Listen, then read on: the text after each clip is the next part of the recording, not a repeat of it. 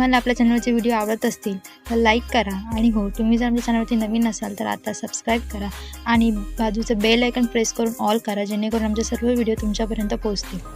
पुन्हा भेटू अशाच एका नवीन व्हिडिओमध्ये. तोपर्यंत बाय बाय.